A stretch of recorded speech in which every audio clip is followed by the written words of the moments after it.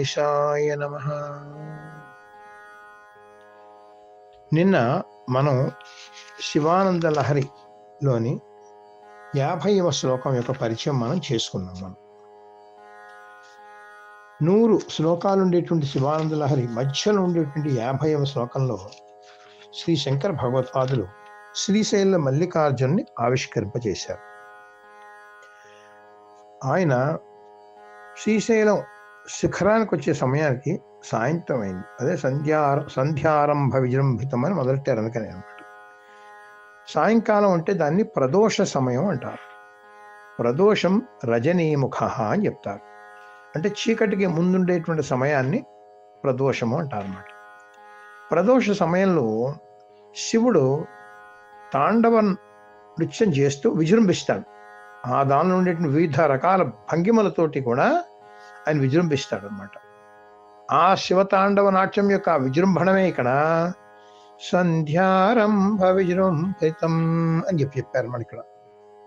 ఆ విధంగా ఇక్కడ ప్రతి పదంలో కూడా ఒక పక్కని పుష్పములు అంటే మల్లె పువ్వు మద్దె పువ్వులు కూడా, ఇంకొక పక్కని మల్లన్న అంటే మల్లె పువ్వుని మల్లన్నని ఇక్కడ పోలిక చెప్తున్నారు. ప్రతి పదంలో ఆ రెండు అర్థాలు మనకి స్ఫురించేటట్టుగా చెప్తున్నారు అన్నమాట. ఇప్పుడు సంధ్యారంభ విజృంభితం అనేటువంటి మాటలో తీసుకుంటే సంధ్యా సమయంలో శివ తాండవ నాట్యంతో ఆయన విజృంభిస్తాడు. మరి మల్లె పువ్వులు అలాగే ఈ మధ్య పుష్పాలు కూడా సాయం సమయంలో అక్కడ విచ్చుకొని విజృంభిస్తున్నాయన్నమాట. వాటి యొక్క వికసనంతో విజృంభిస్తున్నాయని చెప్పేసి మల్లె పువ్వుల పరంగా కూడా సంధ్యారంభ విజృంభితం అని చెప్పేసి అక్కడ చెప్పారు. తర్వాత శృతి శిరస్థానాంతరాధిష్ఠితం అని చెప్పారు. శృతి శిర, శృతి అంటే వేదములు, దాని యొక్క శిర అంటే వేదముల చివర అంటే వేదాంతములు, అదే ఉపనిషత్తులు. ఈ ఉపనిషత్తులు అంటే ఈ వేదముల యొక్క స్వరూపుడు ఎవరండి? వేదములు ఎవరి నుంచి వచ్చాయి? పరమేశ్వరుడు. అందుకని వేదములకు ప్రభు అయినటువంటి ఆ పరమేశ్వరుడు, వేదములు ఆ పరమేశ్వరు నుంచి నిర్గమించినవి కాబట్టే వాటిని నిగమములు అన్నారన్నమాట. అటువంటి శృతి శిరహ అని చెప్పారన్నమాట. అంటే ఉపనిషత్ వేద స్వరూపుడు ఆయనటువంటి శివుని పరంగా ఇక్కడ మనకు చెప్పాడు. మరి ఉపనిషత్తుల్లో ఉన్న శివుడు ఉండేది స్థానాంతరాధిష్ఠితం, వివిధ పుణ్యక్షేత్రాల్లో కూడా ఆయన ప్రతిష్ఠితులై ఉంటాడని చెప్పడానికి స్థానాంతరాధిష్ఠితం అని చెప్పాడు. అంటే వేదాల్లోనూ ఇటు ఎన్నెన్నో పుణ్యక్షేత్రాల్లో కూడా ఆయన అధిష్ఠింపబడి ఉంటాడు అని శివపరంగా అర్థం చేసుకోవాలి. మరి పుష్పపరంగా తీసుకుంటే శివార్చనకు పుష్పాలుగా ప్రతి దేవాలయంలో కూడా ఉంటాయి. చాలా పుష్పాలు అంటే మల్లె పుష్పాలు కూడా చాలా ఉంటాయి అన్నమాట. ఆ మల్లె పుష్పాలు అలాగే మధ్య పుష్పాలు ఇవన్నీ కూడా దేవాలయాల దగ్గర పెంచుతారు అన్నమాట. అవి అక్కడ కూడా ఉంటాయి. అందుకని శృతి శిర అంటే ఏంటి? శివార్చన అయిపోయి కదా ఏం చేస్తారండి? శృతి అంటే అక్కడ శ్ర అంటే శ్రవణం, అక్కడ శ్రోత్రేంద్రియము అంటే చెవులోను, శిర అంటే తలలోను, చెవులోను పెట్టుకుంటారు కదండి వాటిని. అందుకని శృతి శిర స్థానాంతరాధిష్ఠితం. ఆ రెండు స్థానాల్లోనే కాకుండా ప్రతి పుణ్యక్షేత్రం కూడా ఉంటాయి కదండి. అందుకని చెప్పేసి శృతి శిరస్థానాంతరాధిష్ఠితం అని శివుణ్ణి వేద స్వరూపుడుగా చూపించారు. ఇక్కడ పుష్పపరంగా తీసుకున్నట్లయితే చెవుల్లోను తలలోను పెట్టుకుని ప్రసాదంగా స్వీకరించేటువంటి శృతి శిరములు అని చెప్పారు. తర్వాత మంచి మాట అండి, సప్రేమ భ్రమరాభిరామం. ఇక్కడ శివపరంగా తీసుకుంటే మల్లె పువ్వులు వికసించి ఉన్నాయి. ఆ మల్లె పువ్వులలో ఉండే మకరాందాన్ని గ్రోలడానికి భ్రమరములు అంటే తుమ్మెదలు అని పుష్పపరంగా తీసుకుందాం. మొట్టమొదటి చెప్పుకుందాం. మల్లె పువ్వుల్లో ఉండే మకరందాన్ని గ్రోలడానికి తుమ్మెదలు దాని చుట్టూ కూడా ఝంకారం చేస్తూ ఉన్నాయన్నమాట. అయితే మరి శివపరంగా ఏంటండి? ఆ మల్లె పువ్వులు అనేటువంటి మల్లికార్జున చుట్టూ కూడా అమ్మవారు భ్రమరాంబిక, ఆ భ్రమరాంబికమో అక్కడ ఉన్నదనమాట. అంటే ఆ మల్లె పువ్వులుగా రూపంలో భ్రమరాంబిక ఆయన అల్లుకుని అక్కడ ఉన్నది అని ఇక్కడ మనం కూడా భావించుకోవచ్చు అనమాట. ఇక్కడ సాధారణంగా ఇది ఒక కవితా సౌందర్యం అండి. ఇది సాధారణంగా ఈ ప్రణయ వర్ణన చేసినప్పుడు కవులు ఏం చేస్తారు అంటే తుమ్మెదలనేమో పురుష స్థానంలో చెప్తారు, పుష్పాలనేమో స్త్రీ స్థానంలో చెప్తారు. కానీ ఇక్కడ సప్రేమ భ్రమరాభిరామం అనడంలో భ్రమరం అనేటువంటి అమ్మవారిని ఇక్కడ చూపించారు. అంటే ఏంటి, ఆ తుమ్మెదలనేమో అమ్మవారిగా స్త్రీ రూపంగా చూపించారు, ఆ మల్లె పువ్వులనేమో మల్లికార్జునగా ఇక్కడ చూపించారు. అది దీనిలో ఉండేటువంటి కవితా సౌందర్యం అనమాట. అంటే మామూలుగా ఉండేటువంటి ప్రణయవర్ణంలో దీనికి అటు ఇటు అయింది అనమాట, అంతకన్నా ఏం లేదనమాట. సప్రేమ భ్రమరాభిరామం అనేటువంటిది అనమాట. మల్లెపూ పరంగా మనం చెప్పుకున్నాం కదా, వికసించిన మల్లెపూల మకరందం గురవడానికి వచ్చినటువంటి ఆ తుమ్మెదలుతో ఉన్నది అనేటువంటి మల్లె పువ్వు పరంగా కూడా తీసుకున్నాం. తర్వాత అసత్కృత్ సద్వాసనాశోభితం. అసకృత్, సకృత్ అంటే ఒక్కసారి, అసకృత్ అంటే ఎప్పుడు, మాటి మాటికే కూడా అన్నమాట. అది ఎప్పుడు కూడా సద్వాసనాశోభితం, మంచి సువాసనలతోటి శోభిలతో ఉంటాయి మల్లె పువ్వులు, మధ్య పువ్వులు కూడా కదా. మరి శివుడు ఏమిటండి, సుగంధిం పుష్టివర్ధనం అని చెప్పారు కదండి. ఆయన మొత్తం నుండి ఆయన సుగంధ స్వరూపుడు, ఆయనలో అన్ని వాసనలు అక్కడి నుంచే వచ్చాయి, అన్ని గంధములు ఆయన దగ్గర నుంచే వచ్చాయి. కాబట్టి ఆయన సుగంధిం పుష్టివర్ధనమైన భావన ఇక్కడ తీసుకుంటే, ఆయన సద్వాసనలు అంటే ఏంటో సత్కర్మలు, సద్గుణములు అన్ని కూడా ఆయనలో ఉన్నటువంటి వాడు కనుక అసకృత్, ఎల్లప్పుడూ కూడా సదా ఉండేటువంటిది అని చెప్పడం అనమాట. తర్వాత భోగీంద్రాభరణం. భోగి అనేటువంటి మాటకి సర్పము అని అర్థం ఉంది. ఇప్పుడు శివపరంగా తీసుకుంటే భోగీంద్రాభరణం అంటే నాగాభరణములు ధరించిన, అంటే నాగుపాములని ఆభరణగా ధరించినటువంటి శివుడు అనేటువంటి శివపరంగా మనం చెప్పుకోవచ్చు అనమాట. మరి మల్లె పువ్వులు అనేటువంటి తీసుకుంటే మల్లె పువ్వులు ఉన్నట్టు ఆ పరిమళానికి ఆకర్షించబడి అక్కడ కూడా సర్పాలు చేరతాయి కదండి. అందుకని పుష్పపరంగా కూడా తీసుకున్నప్పటికీ కూడా ఆ సర్పాలన్నింటిని అన్వయించుకోవచ్చు. అంతేకాకుండా వ్యాఖ్యాతలు ఏం చెప్పారంటే, భోగేంద్రులు అంటే మహాభోగ సంపన్నులు అని అర్థం కూడా చెప్పారనమాట.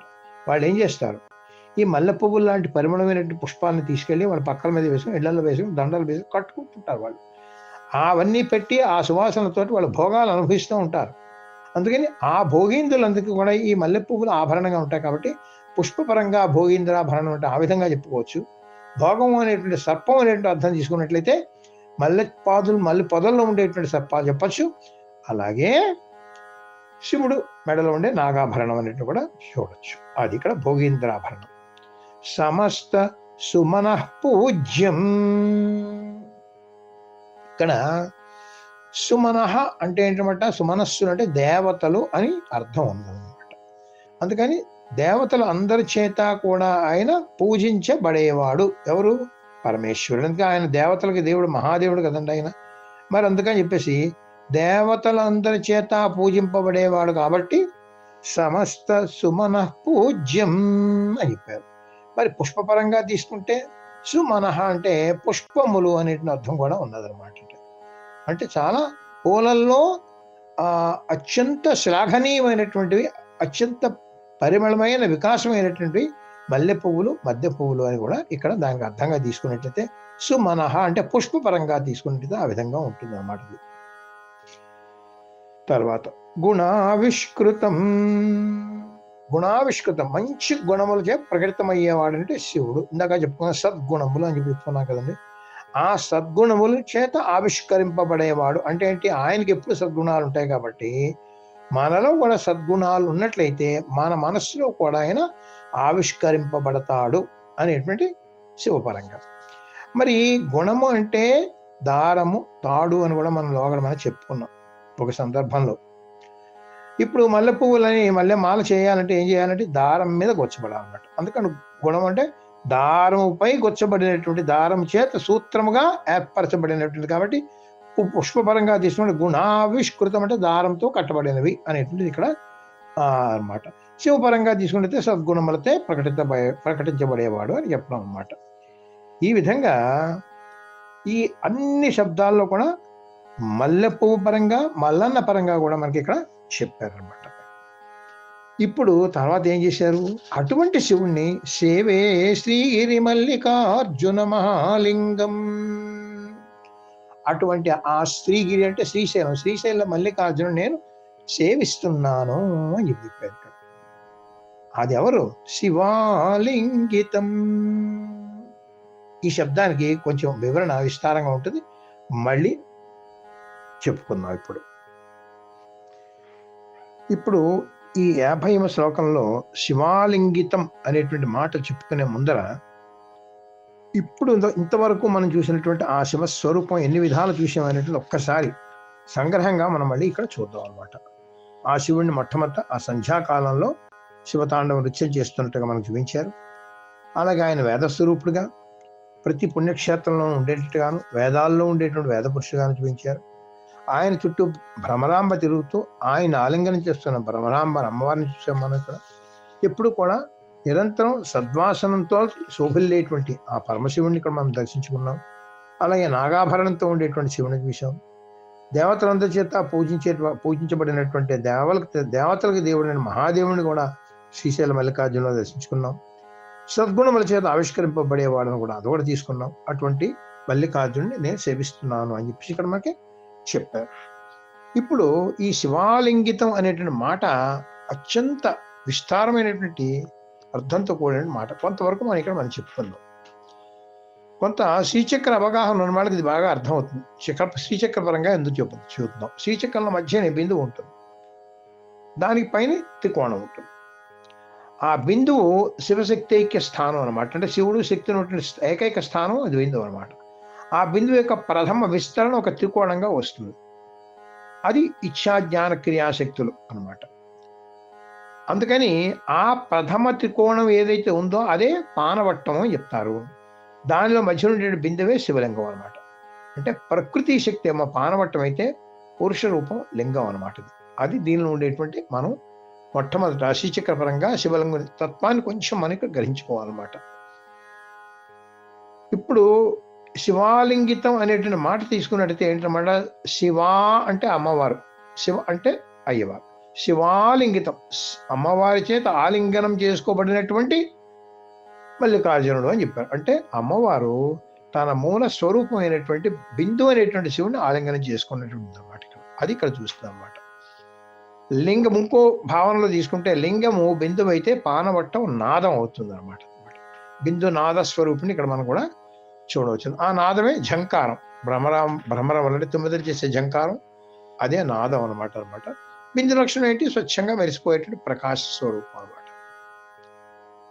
సాధారణంగా ఈ ప్రణయతత్వం అన్ని చెరుపు కవులు ఏం చేస్తారంటే పురుషుడిని 9వ స్థానంలోనూ స్త్రీని పుష్పస్థానంలో చూపిస్తారు. కానీ ఇక్కడ అట్నుంచి ఇటు ఇక్కడ 9 ఏమోను భ్రమరాంబిక రూపంలో చూపించారు, మల్లె పువ్వులు మల్లికార్జున రూపంలో ఇక్కడ చూపించారు. అది కవితా సౌందర్యం కూడా ఇక్కడ మనం గ్రహించుకోవాలి. ఎందుకనమాట, ఆ 9కే తెలుసు పుష్పం లోపల ఉండేటువంటి మకరందం తాలూకా రుచి ఎక్కడుందో మకరందం అతనికి తెలుస్తుంది. అలాగే శివతత్వంలో లోతైనటువంటి మకరందపు రుచి మన భ్రమరాంబకే తెలుస్తుంది కనుక ఈ విధమైనటువంటి సౌందర్యం అనేది మనకు కనబడుతుంది అనమాట. సో లింగం అంటే ఏంటంటే చిహ్నము అని అర్థం అనమాట. చిహ్నం అంటే ఏంటంటే శివుడిని అది మనకు చూపిస్తుంది, శివుణ్ణి తనకేసి శివుడికేసి మనని నడిపిస్తుంది కనుక దానికి అదొక అర్థం. అదే లింగార్థం గమకం చిహ్నం శివం గమయపి ఇచ్చేది అని చెప్తారు.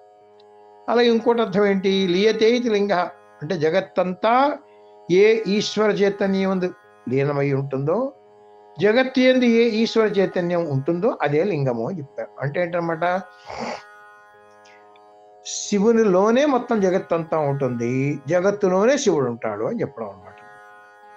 ఈ శ్రీశైలం గర్భగుడిలో మనం లింగాన్ని దర్శించుకున్నాం, జ్యోతిర్లింగం అది. అలాగే భ్రమరాంబను దర్శించుకున్నాం, దాంతోపాటు దాని పక్కన ఉంటే వృద్ధ మల్లికార్జున లింగం కూడా, అది కూడా ఒక జ్యోతిర్లింగం అని చెప్తారన్నమాట. అందుకని ఇక్కడ 2 జ్యోతిర్లింగాలు ఉండేటి మహాక్షేత్రం అనమాట. అందుకని మహాజ్యోతిర్లింగ క్షేత్రం అని శ్రీశైలాన్ని మనం చూడవచ్చు. అటువంటి జ్యోతిర్లింగ క్షేత్రాన్ని, ఆ జ్యోతిర్లింగ స్వరూపుడైన మల్లికార్జునుని భ్రమరాంబని మనకి ఎంత రమ్యంగా దర్శింపజేసినటువంటి శ్రీ శంకర భగవత్పాదులకి పాదాభివందనం చేస్తూ నమ శివాయ సాంబాయ శాంతాయ పరమాత్మనే నమః. ఓం తత్సత్. మన మోహనవాణి కార్యక్రమాలు మీకు నచ్చినట్లయితే వెంటనే ఒక లైక్ చేయండి, అలాగే కామెంట్ చేయండి, ఎక్కువ మందికి షేర్ చేయండి. సబ్స్క్రైబ్ చేసుకోకపోతే వెంటనే మన ఛానల్కి ఇప్పుడే సబ్స్క్రైబ్ చేసుకోండి. ధన్యవాదాలు.